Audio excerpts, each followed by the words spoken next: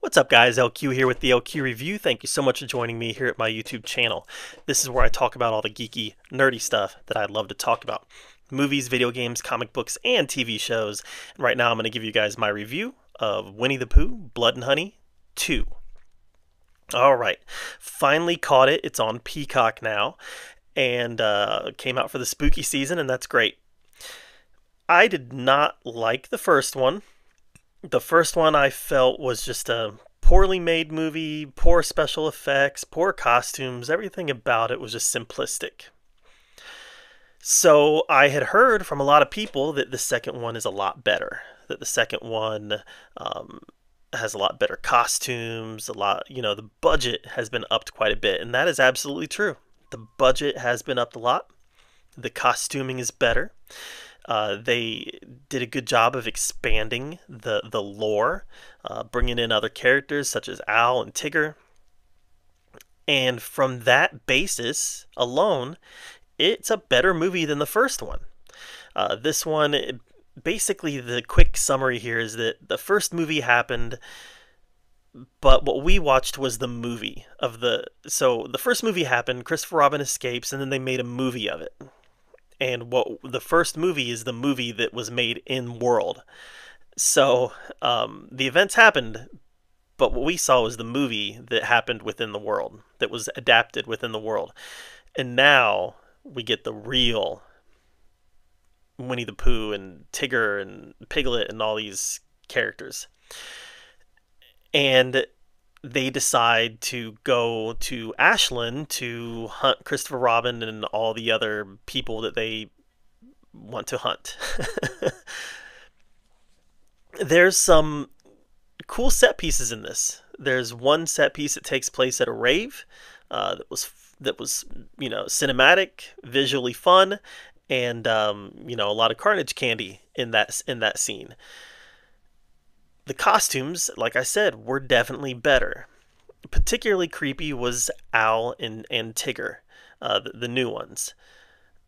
There was this one scene where this boy and his son, they're out in the 100-acre woods bird watching, and Owl literally swoops down, grabs the father, and takes off into the air, and then pieces of the father starts falling on the ground.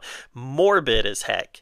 But again, it was cinematic, and it was better than anything we got in the first movie. That being said, it's still not a particularly good movie. It's, it still feels like a schlocky horror movie. And maybe that's the point, right? Maybe that's the point is the people who made this wanted to create a schlocky horror movie filled with gore, that horror hounds can enjoy. And from that point, they were probably successful. It was just, I don't know, it takes some weird turns where kids were kidnapped and genetic experiments were done on them and they got turned into Pooh and Tigger, and it just made some weird decisions that I'm not sure how well they worked. Again, like the first movie, the acting is very subpar, and because the acting is so subpar, there's times where it just kind of takes you out of it. You're not convinced that what you're seeing is actually what's happening. So overall, Winnie the Pooh, Blood and Honey 2, it's better than the first movie, and it's good enough that I'm actually curious about what's next in this fairy tale creature cinematic horror universe. I know we've got Bambi coming, we've got a combined universe coming, I think we have an evil Peter Pan coming. I think these things are coming, and because this one was so much better than the first one, I'm at least curious about what's coming, and we'll check it out. But it still wasn't good enough. It still wasn't good enough for me to say, yeah, you need to check this movie out. It just still had some shortcomings, especially in the acting department, especially in the script department. Those are the two areas where it really kind of falls short. But yeah, so I can't give this a positive review. If I were to say if I were to give it a score, I'd probably go 2 out of 5. So just a negative. You know, three being